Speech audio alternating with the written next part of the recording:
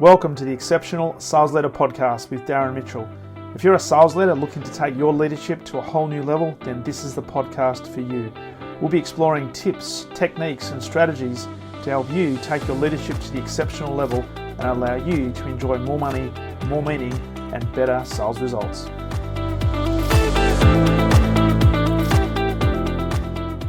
Welcome back to the Exceptional Sales Leader Podcast on what is a very overcast morning here in Melbourne. But I have the pleasure of speaking with a lady coming in from Boston, Massachusetts, which I think from memory is it Mel Robbins' country? Is that where she came from? Well, I know she doesn't live there now, but I think she has spent a bit of time there. But we're not talking to Mel today. We're talking to somebody even more famous, and that is Linda Ugelow, all the way from Boston, Massachusetts. Welcome to the podcast. Thanks for having me, Darren. Really looking forward to this conversation, Linda, because you are a speaking confidence coach and you've been working in this industry for many years. You're an author and you've got a beautiful photo of your, not a photo, actual books behind you. Delight in the Limelight, and you also run a podcast of the same name. So very much looking forward to delving into all things speaking, whether that be public speaking, small group speaking, or even speaking to a customer, speaking to a spouse, and how do we actually use our voice more effectively. Before we jump into the topics of the day, I'd love to know a little bit about the background and the story that is Linda and what got you into this particular niche and vocation. I think it's important to say that I'm not one of those people who were born to speak. Somehow I landed in this position. I would never have guessed it because I was afraid of speaking until pretty late in life. Okay. Until my late 50s, I was terrified of speaking in public, in spite of the fact that I have been a performer on stage for over 3 decades. One of the things I hated to do was having to introduce a song. I was part of a women's world music group, and we performed around the world, probably more than 500 performances. But that was my least favorite thing to do, and I'd white knuckle through it. So my thought was, well, some people are comfortable speaking, some people are not. I'm in the latter group, and I just have to manage my anxiety and get through it. When I became an online entrepreneur back in about 2014, I took a coaching program. I just felt this kind of vibrancy in the online space, and I wanted to somehow be a part of it. And I'd always had a dream to make some kind of impact. I had no idea what that meant, but I felt like, hey, I'm getting on with, in years.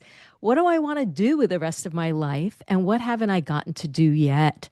And I realized I always hoped to make some kind of a contribution to people. And as I said, I didn't know what that was.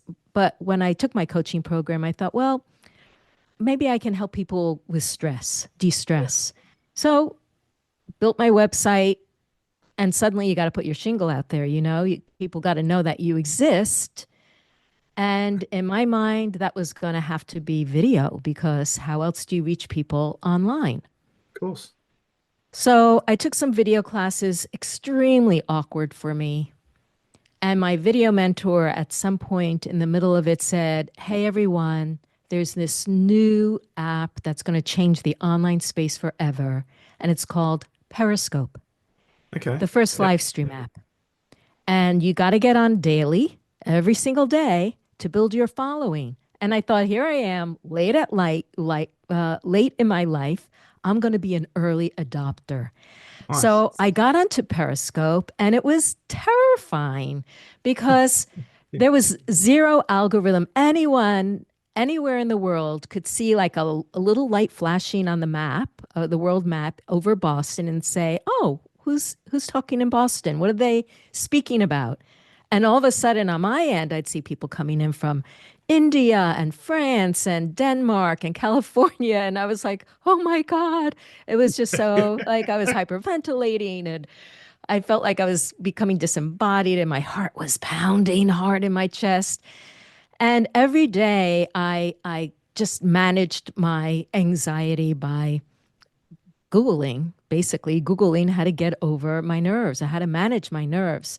And so I was doing deep breathing and power poses and affirmations, and kicks and punches and jumping jacks and you name it, I tried it.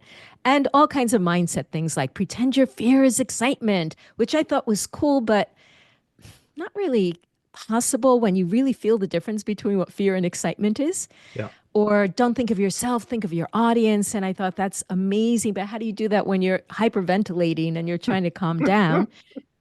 Or feel the fear and do it anyway. And thought, well, that's me. I'm feeling the fear. I'm doing it anyway. And you know what? I know that in a few weeks I'll get over it. Yeah. So the weeks went by. Every day I'm managing the fear with doing my all my rituals to calm down. I get to week 10, about to press broadcast. I think it was day 75, and my heart is pounding. And I thought, why is my heart still pounding?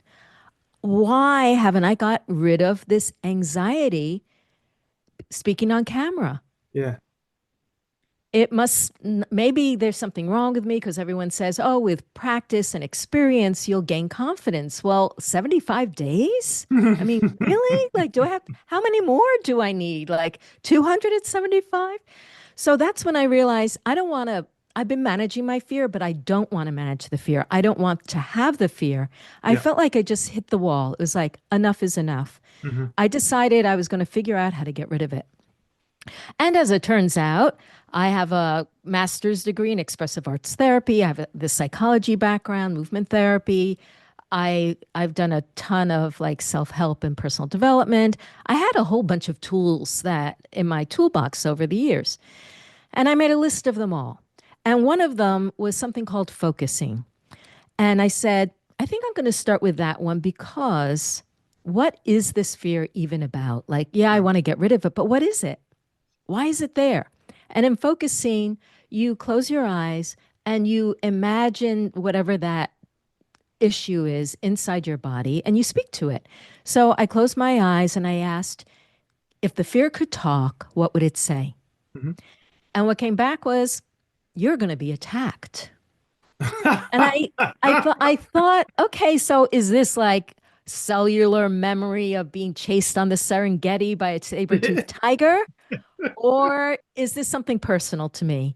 And all of a sudden, I had the memory of my sisters attacking me, my two older sisters, every time mom put me in the center of attention Okay. because I was the good girl and they Yeah. were naughty. Right. You know, if mom said, why can't you girls be more like Linda? They would be pissed. Yeah. And when she left the room, they'd kick me Take it in the out of you. shin, take it out Yeah. on me, call me stupid, say, shut up. Yeah. And all of a sudden it was, duh, of course I don't feel comfortable being the center of attention because I learned it was dangerous. Yes. And all of a sudden, this opened up a whole, like, that was the epiphany. I mean, it was kind of like a duh thing, but then the epiphany was you can't put a band aid on fear. That the fear speaking is not the issue. The Mm. fear speaking is actually just a messenger pointing to things in the past that led us to believe it's not safe. Correct. It could be times we were bullied, or we had a teacher who didn't get us, or we didn't know the right answer and people laughed, or we Mm. got punished, or, got a bad grade. I mean, that happened to everyone, right? Yeah. Or something in our family where we felt like we didn't have space to speak, or people weren't interested in what we had to say, or we were pressured to perform before we were ready, or we had a bad performing experience on the clarinet. I mean, it could Mm. be any number of issues that led us to feel like we're not okay as we are, that it's not safe to be seen, to be heard, be the center of attention, to have all eyes on us. Even things like if you moved around a lot and you felt like you were on the outside, that can lead to the feeling of, oh, other people are good. They know what they're doing. They're the ones who people want to hear from. No one wants to hear from me. I Yeah. mean, how many of us went through middle school feeling like we weren't part of the cool group? Mm. Lots. And that kind of experience that it leaves us with the conclusions. Now, not every experience is going to stay with every person equally. It depends on, did we have mentors, parents, friends, teachers that helped us navigate through difficult times, or were we left to our own devices? Mm.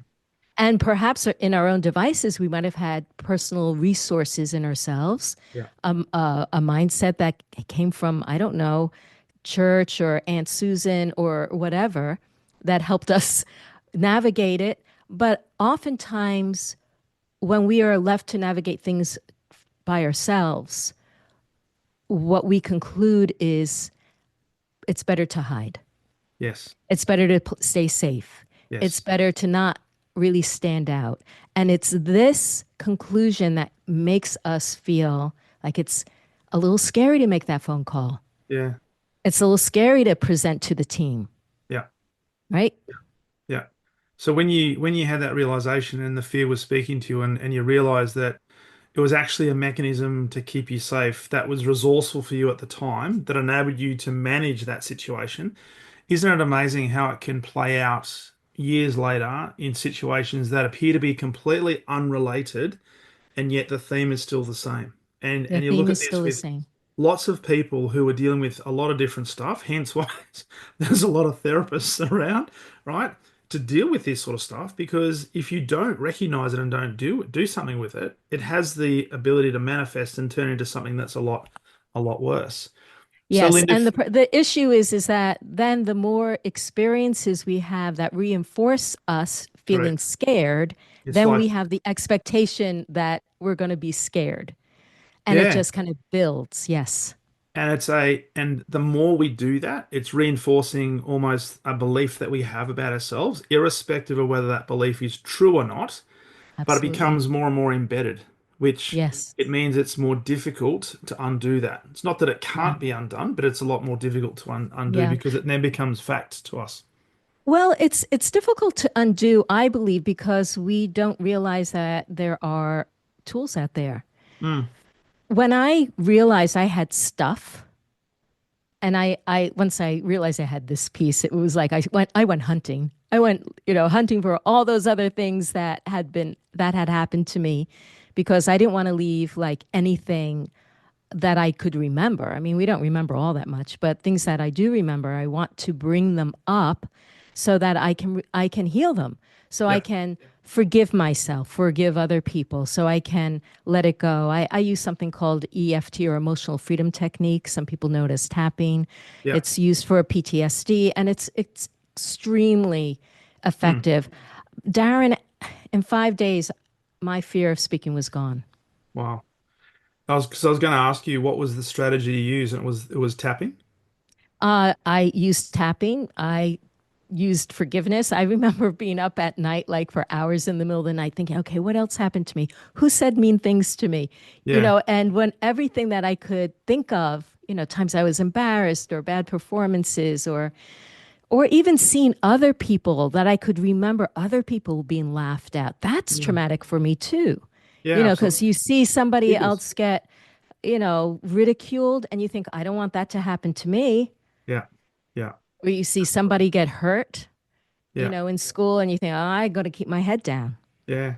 So these things do hang on to us until we address them. I I have been in therapy. I don't feel like therapy helped me personally in Hmm. the same way that doing emotional freedom technique, forgiveness, journaling, there are different journaling techniques that you can do. Yeah. And also because I'm a movement therapy is my background, I like using physical somatic stuff Yeah. to both release and heal and forgive and, self compassion. Oh, and the other thing is visualization. Yes. Very powerful. Being able to visualize your younger self and speak to them in the way that they wish they had someone to speak to them at the Yeah. time but didn't.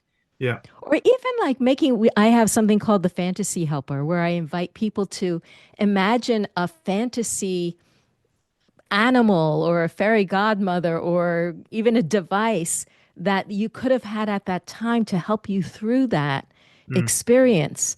And it's so, I mean, it seems, I don't want to say frivolous, whimsical. It seems whimsical, but everything has meaning. My feeling is that healing is a creative process. And you can write things down and burn pieces of paper. You can go to the river and throw stones in the river as long as you feel like it's meaningful. And not just that, but you change your relationship to those past experiences. Yeah. They no longer like have the same meaning for you Yeah. as you've been telling yourself all these years. That's it. So it's what we're saying there is that it doesn't necessarily matter what technique that you use because there's a lot of different ones that might have a positive impact. But at Yeah. the end of the day, there's a common denominator, and that common denominator is us. So we can't expect others to quote unquote fix us because nobody can fix us. They can guide us, they can give us ideas, they might be able to support us, but ultimately we're the ones that have to deal with the stuff that we need to deal with.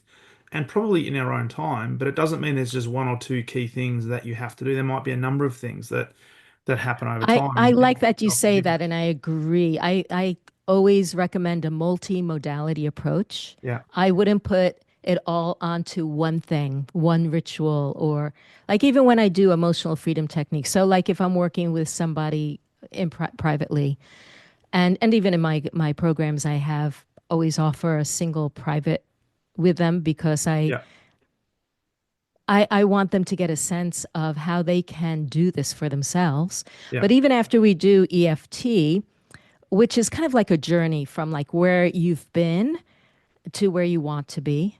yeah. And after we're done, I then do some creative visualization and I do some like inner parenting because I feel like when we layer on these modalities, we have a better chance of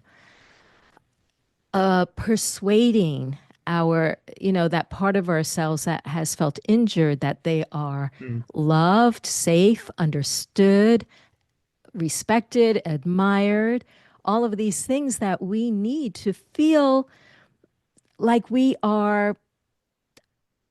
can honor and accept ourselves just as we are, and we are mm. enough. Absolutely. And that's probably the big one. And as you were talking, I'm thinking you're taking people through their own hero's journey. Old Yes. world, new world, visualization, meeting the mentors, dealing with challenges. And sometimes the biggest challenge is standing up in front of my sales team or standing up in front of the board of directors or standing up in front of my one-up manager to do a little 5-minute presentation or as children standing up in front of your class having to deliver a 3-minute talk on your favorite toy or your favorite hobby. It's amazing the fear that comes with that. One thing I wanted to ask you though, Linda, is you'd spent a lot of years in theatre, right? So it's not like you weren't used to being on stage. Is that fair? Not theater. So I was a women's world music group. So Sorry. movement, singing, playing an instrument. So in front Hmm. of people, sorry. Oh So yeah, in front of a yeah, lot of so people. you Yeah. might have been were you in stadiums? I was never in a stadium. I think the largest audience it was maybe 2,000 or 5,000. Okay. Yeah. But I've Okay. also had like when I remember performing in Bulgaria or Morocco or India also like national TV would come on and I'd have like five big honking cameras facing me as I was dancing and I was okay. I was You're okay. okay. So Yeah. yeah, But go.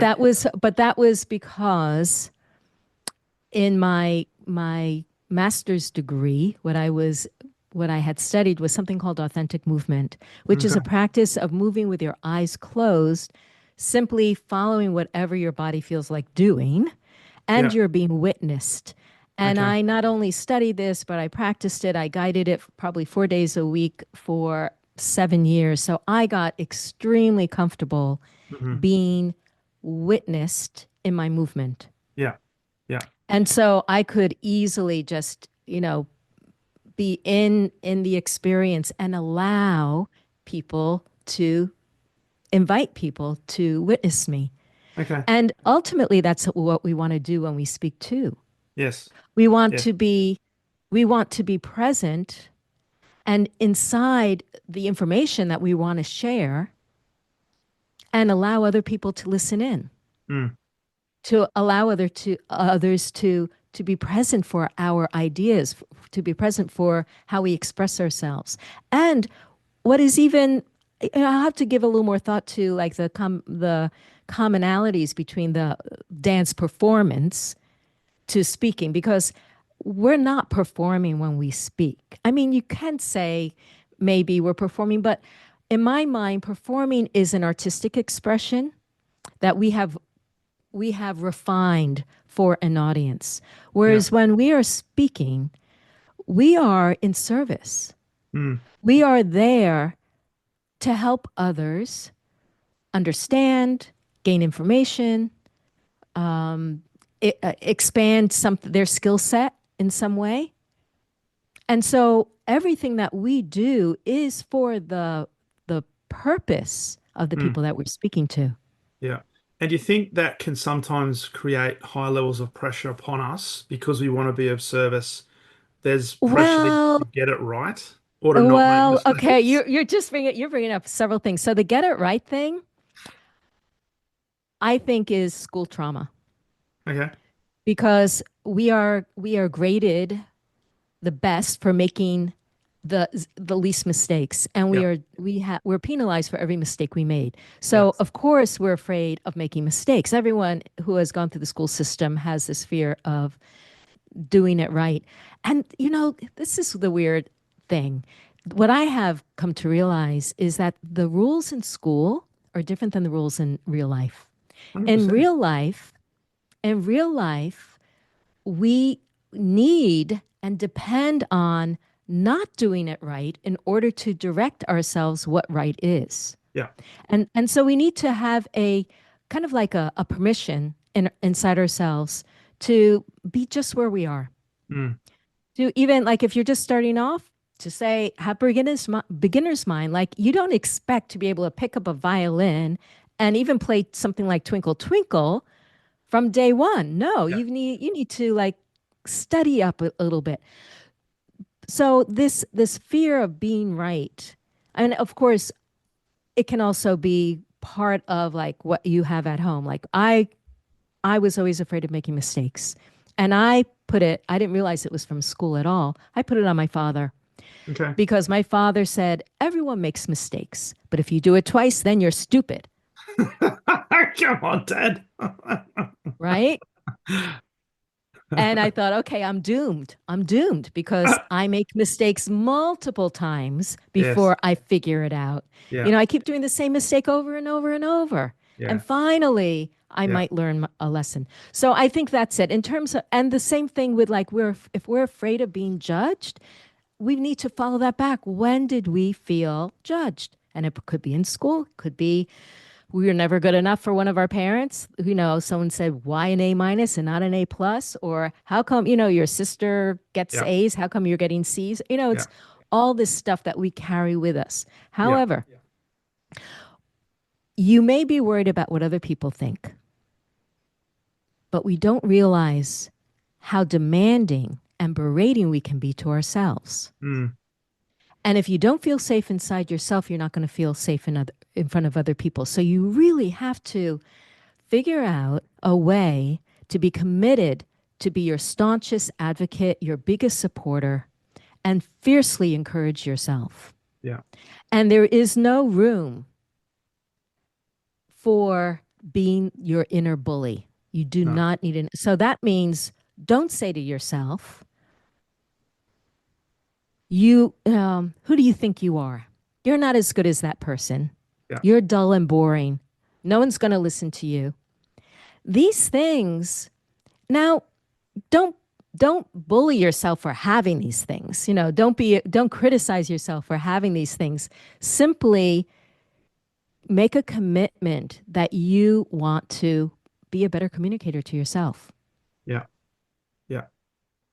And if you can do that, then more naturally it'll come out as a more natural communicator to others. Because it doesn't, because I know there are people that, and I do pitching workshops and helping sales leaders pitch and present. And it's amazing, as you kind of were alluding to, that the last thing they want to do is present in front of a customer, in front of a team. And these guys are really senior leaders, make a lot of money, are considered to be, in some cases, the icons of the industry. But inside, they're thinking, "Hey, I'm not good enough. What if I say something wrong?" But I keep trying to instill in them that you've got to have a confidence in yourself that you are worthy, you do have something of worth to share, but also let go of any need to have to prove to the audience that you're right, coming back to your point, and whatever they think is what they're going to think, and that's their prerogative, but it doesn't have to be my opinion. What am I going to Yeah. be? I'm going to be a person of service. So, what is the message I want to deliver them, and how can I do that in the best way possible? And then detach from any pressure of having to get quote unquote the perfect outcome, because what Yeah. will be. And either way, I'll Yeah. handle it. Yes. Yes. I love that, letting go of the attachment to the outcome. And the other thing, everyone's so afraid of making mistakes. Going back to the mistakes thing, mistakes are going to happen. I Yeah. think that we have to, when we speak in any kind of environment, we have to expect that we're going to lose our train of thought. We're going to forget what we wanted to say. We're going to leave things out that maybe we wanted to say and Mm, then didn't. mm. And the best that we can do is expect it, accept it, and have ways that we can address these things in a way that's poised or even humorous. Oh, absolutely. And the thing is that nobody wants you to be perfect, really, unless it is a performance. They don't want you to be perfect. They want you to be relatable. I can't tell you how many times when I love forgetting what I had, was going to say, because I love being able to ask the audience, where was I? I just forgot what I was going to say. Where was I? That's Perfect. audience interaction. People Perfect. love shouting out, oh, you were here. I went, oh, yeah, thanks so much. Yes. I have never, that's never happened where afterwards someone didn't, or many people didn't come up to me and say, thank you so much for showing us what to do when we forget what to say. There you go. There you go. And I'm glad you said that because I was about to say, I was going to ask you a question actually. How many times have you had a brain fart in the middle of a speech or a workshop where you've just lost completely your train of thought and you've said to the team, um, has anybody had a situation like I've just experienced now where I've just forgotten everything I was about to say? It was gold what I was about to say, but I've just forgotten. Has anybody experienced that? Yeah, and this is how we share our humanity. Yes. And that's the And thing. people love you for it. Totally. And the thing that I'm getting from this is there are people who are listening to this right now who are in environments where it has to be right. Going back to the school metaphor, you have Hmm. to get it right. You don't understand. We're a big iconic brand and we have to always be seen to be doing the right thing because if we make a mistake, that's going to have a detrimental impact on our reputation. Well, that's absolute rubbish because people want to do business with people who are relatable, who are human beings, and human And beings are in. they like you for that. Yes. Yes, we're indelibly flawed and dysfunctional in Yes. many cases. And the thing is, mistakes are funny. I mean, who doesn't like a good blooper reel, right? And you know what? I was giving a presentation once. That morning I decided to put in a last minute slide. In the presentation, I got to that slide, I looked at it, and I went, "Uh-oh." And I turned to the audience and I said, "I have no idea why I put this slide in here. I just stuck it in this morning. But the thing is, I know it was for a good reason. So just give me a minute to see if I can remember. And if I don't, I'll just move on." That's And it. I thought, you know what? Either way would be fine. And then I was just about to move on, and it flashes into my brain. I said, oh, yes, if you're not prepared, that can also cause speaking anxiety. And Mm, everyone burst out laughing. And then I realized the irony of it. And afterwards, the president of the organization I was speaking for came up to me and said, that was my favorite part of your talk. there you And go. then she hired me as her coach. There you go. That shows me there is money in the mistakes we make. Totally. Because the thing is, we put as presenters, as facilitators, as coaches, we put so much pressure on ourselves to have to demonstrate and put out the perfect, well, an image, right? And if we are more human than that and say, hey, you too can still be effective, you too can still make a mistake and still get through it and still be okay and still smile. And if you've got the ability to laugh at yourself because you're still being of service and you're not worried about the comparison game or having to prove that you're worthy of being in front of the room or that you're worthy of being listened to, it's such a freeing feeling because it also gives permission for the people who are listening to you to do exactly the same thing. And it may not be the Absolutely. topic you're talking about, it could be the way you're doing that is the biggest message to the people in the audience. Yes, yes, yes. So, number one, you got to like uncover and resolve those things that are from the past. I mean, you don't want those things hanging out to you anyway. I No. mean, why do you want to go through the rest of your life having these things cling to you? So you got to clear those things away. I cover that in chapter 4 of my book, and 4, how to uncover what they are. In chapter 5, all these different techniques that I mentioned. Hmm. I go through all those. And the second thing is to restore a sense of safety in yourself. So that's your mindset and learning how to be kind to yourself, Yeah. because we're not taught how to be kind to ourselves. No. Are No. we? I don't remember. In fact, if anything, we're modeled how to be mean to ourselves. And then number 3, we have to reestablish or repattern, is what I call it, the way that we express ourselves. Because Mm. when we've been, let's say, a little anxious about putting ourselves out there, or worried what other people think, or if we're likable, people like us, that affects the way you speak. That affects Mm. the way you use your voice, the way you hold your body, even the way you breathe. Mm. And so it's important to, as I said, reestablish and experiment and explore, what does it even mean to be me and Yeah. authentically me? Because Yeah. we don't want to be the authentic self that was inhibited. We want to be we want to open up to that part of us that is becoming who we can be without all that stuff hanging on us, our Yeah. preconditioned self. Love it. Love it. So there's a few good points in that. One thing I'd like to ask you in relation to speaking is topic around content. So my experience, and I love your thoughts on this, my experience is a lot of people who are presenting, whether it be pitching an idea, selling a product, they practice, they prepare, they do all the things that we would expect them to do, and then they almost try to memorize what to say as a way, or they use their PowerPoint deck as the speech, and they tend to look at the PowerPoint and forget the fact that I'm actually speaking to a human or a bunch of human beings.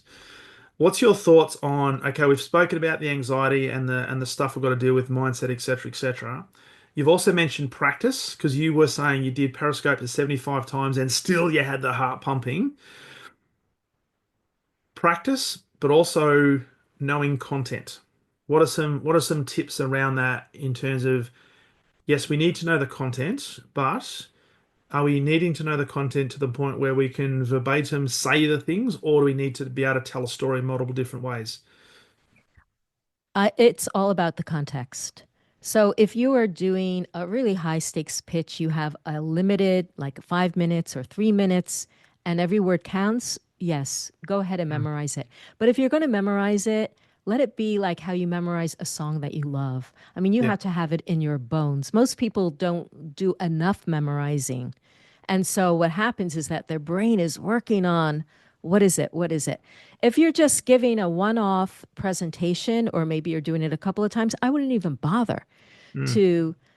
to memorize. I would rather you have an outline, and then you just pick up your phone or you get on Zoom and you record yourself speaking to each point. Mm. And you time it and you say, "Oh, that was twice as long as I have time for." Then you do it again and you try it more concise. But here is the thing that a lot of people don't realize is that everybody, as I mentioned, we have habits of expressing ourselves. We have habits of using our voice in certain ways. Some people are always raising their voice at the end of their sentence and everything goes up like this. And some people speak really, really quickly. They stumble over their words. Some people are very soft, and some people speak with a lot of vocal fry, and they're kind of like gravelly here. So what we need to do is to practice in a way where we are expanding our dynamic and of speaking. So that means looking at the tone in which we're using, looking at the kind of melody that we use, and Mhm. I'll and kind of like emphasis and the speech, the speed patterns. It's fine to speak quickly if you are Yeah. articulating really well. Yeah. And then you pause so that people can catch up with you, Yeah, that's right. right? It's fine. You can just talk as fast as you want, but as long as you stop. Yes. But I think it's even better. This is how I like to think about it. You, as a speaker, are a tour guide to understanding what you are saying. And if you want people, if you are bothering to speak, every word deserves to be heard. Yeah. So make it easy for the person to understand it. Speak with enough articulation, with resonance in your voice so that they hear the sound rather than hear like this and you can't really tell what I'm saying. That's hard for people. It's like it makes our brains work harder Well, it to does. hear through the gravel and emphasize the words that are important. So this is actually the fun part, and this is what I recommend when you practice. Take a sentence and say it in 5 different ways. Yeah. I'm going to do it with that sentence. Take a sentence and do it in 5 different ways. Take a sentence and do it in 5 different ways. Take a sentence and do it in 5 different ways. So each time I said that, I emphasized a different word. And what's going to happen if you go through, you don't have to go through your whole talk but do that enough so that every sentence is spoken in its own original way, how you Mm. feel it in that very, very moment. Yeah. And when you do that, you will be engaged with how you are filtering your thoughts coming out into words and in a way that is painting a picture for Mm. people so they really, really get it. They understand what's important, what's significant, what you're feeling about it, and you're making it easy for them to for those ideas and reasons and thoughts to imprint on your listener's brain. Mm. It's a good point because as you're talking, it's like the questioning tonality that goes up at the end of the sentence. And as you were talking that sentence, it literally changed the meaning of that sentence three or four different ways by the accentuation of a particular word, or by a pause, or by an increase in pitch. It's amazing, Yeah. which only proves the Morabian theory that tonality has a big part of our communication. Yes, and our voice is our instrument. Mm, And we can know and learn and play with our voice yeah, to speak with our instrument more masterfully. nice. So, Linda, there's no discussion on speaking that would be complete without talking about body language or physiology. So I know a lot of people who are doing public speeches who stand behind the lectern to deliver a speech and literally read the speech. How much of the work that you do is around physiology and helping create, I guess, the stage presence, for want of a better term? And what are some tips that you can give us in terms of we've worked on the anxiety, we've worked on the practice, we've worked on the vocal, but I believe that sometimes the biggest impact we can have on people is what they actually see in front of them, not just what they hear from the person that they see.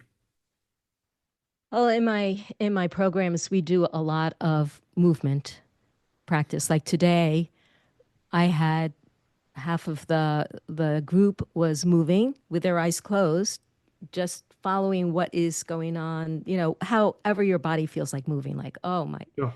arm feels like moving or my head feels like moving. And then we have witnesses. There is more to the context than that. But what's important about that is I want people to feel comfortable allowing themselves to be physically seen.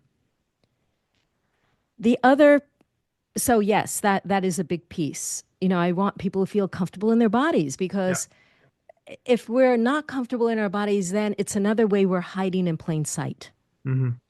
and it creates tension. So I think it's very, very important to be able to just say, okay, here I am. Here I am.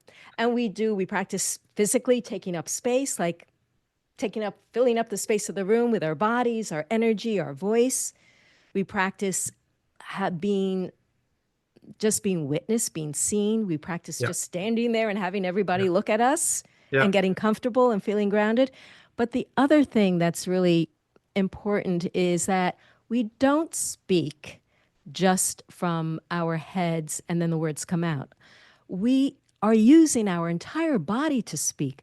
So Mm. I help people we have a whole vocal portion of my program where we're exploring all the things that I just went through, but we are also inviting ourselves to feel how we speak with our whole body. Mm. So like the emphasis, and it's not like you sometimes you might want to choreograph a particular motion. Like if you're doing a keynote and you're perfecting a keynote and you are, you know, going planning to do 50 of these same keynotes, you may want to play around with choreographing some, a gesture Yes. that you think is going to be good. But otherwise, I don't recommend that. I recommend that we allow our arms to just kind of be part of the words that we speak in a Mm. more organic way.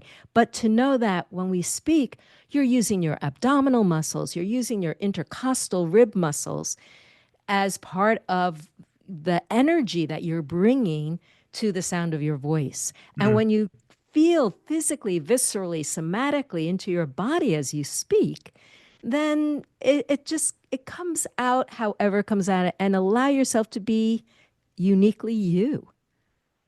It's going to That's be it. different for every person. Allow it to be uniquely you. And if you just have that question, what does it mean to be authentically me? Or what does it mean to be uniquely me? And just let that be every time you speak to a friend, speak to a colleague, speak to a client, or speak to a group, and just see what comes out. Then Mm. it's a process of self-discovery. And Yeah. that's what I think what I'd love to leave people with is Yeah. to let it be an experiment, an exploration, and self-discovery. And I'll add to that, and we've already talked about this because it comes back to the sometimes the fixation we might have about getting it right. We've just, as Bob Proctor used to say, just let go and let God. And whether you're a religious person or not, the point is just let it go. And Mel Robbins now talks about let them be, right? Let Let them, the I let love, them yes, yes, theory, right? yes. Because what people are going to think, what people are going to believe, what opinions people form, that's theirs. And often that's theirs based on their own stuff, nothing to do with you. You just might have Yeah. triggered some things that all of a sudden now that just becomes a manifestation of all the stuff they haven't worked on. So don't put so much pressure on yourself to have to get the perfect outcome, but be the very best you can be, and be okay with that, and be kind to yourself to say, because I see this all the time. I get people to do a presentation, and the first thing I ask them is, how did that go and what did you do well?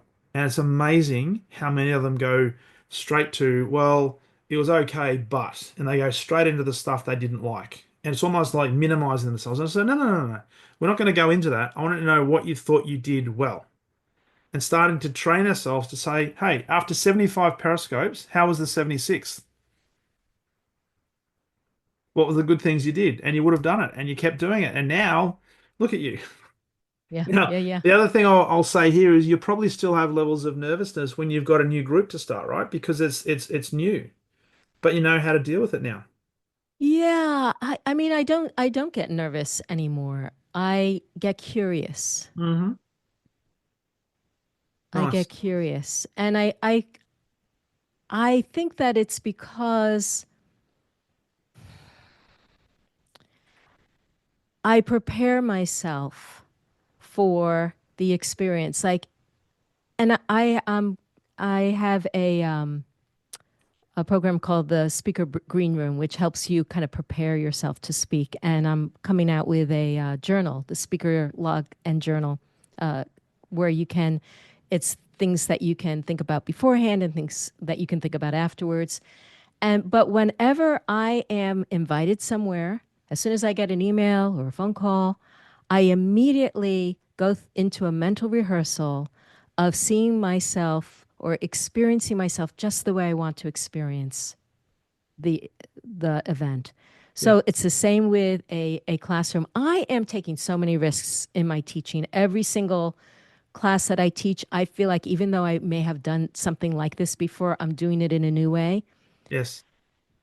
And that, but I go in there with this visualization of how I want to feel, how I want to hold space for people, how I want to create an experience for them to discover more of Mm. themselves. And we can do that with our speaking too. As soon as you get that phone call or it goes on your calendar, think, how do I want to feel on that stage or in that Mm. room or in that meeting or on the phone call? Yeah. And then you are pre-paving it. You don't realize that you're always mentally rehearsing. You don't want to be careful. You're not mentally rehearsing the things you don't want. You want to mentally rehearse the things you do want. Correct. Correct. And that's the thing. It's not just a speech that you're going to do. It's not just a presentation you're going to deliver. It's not just a course you're going to run. There's all this preparation stuff that happens that is not necessarily visible, but that can make a huge difference to the outcome of how you deliver that on the day that you need to deliver it. So, hey, it's been an absolute pleasure having you on the podcast. There's lots of cool stuff you've shared, and I'm glad that you've utilized all your experience now to turn it into helping lots and lots of other people. So for people who are interested in learning a little bit more about you and what you do, and also connecting with you, where's the best place for them to do that? Well, I'd love to continue the conversation. And I do have a speaker preparation checklist of things that you can do to feel more grounded, focused, and energized. When Yeah. you speak, it's like one of those things you can just like look, oh, yeah, I did that. Oh, I did that. Okay, good. I did that. And you can get that at lindaugelow.com. That's UGELOW.com/rituals. Or if you come to my website at Linda Ugelow or anywhere really online, if you just put in my name, you'll find me on any platform and you can reach out to me. Nice. I'll put those in the speaker notes, and also I'll put your podcast link in the speaker notes as well. So encourage people to plug into your podcast. Yes, and maybe they'll get to hear you on it as well. Well, you never know. You never know. You never know. So, Linda, it's been an absolute pleasure. Thanks for speaking, and thanks for being on the Exceptional Sales Leader podcast. It's been an absolute great conversation. Thanks for having me, Darren. All the best.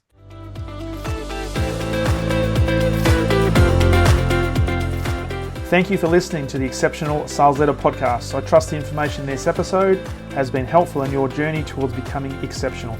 And remember, please take the time to rate the show, subscribe to the show so other people can find it. But also, if I can help you, jump on my calendar, go to leadwithdarren.com, and let's have a conversation about how I can help you along your journey to being exceptional.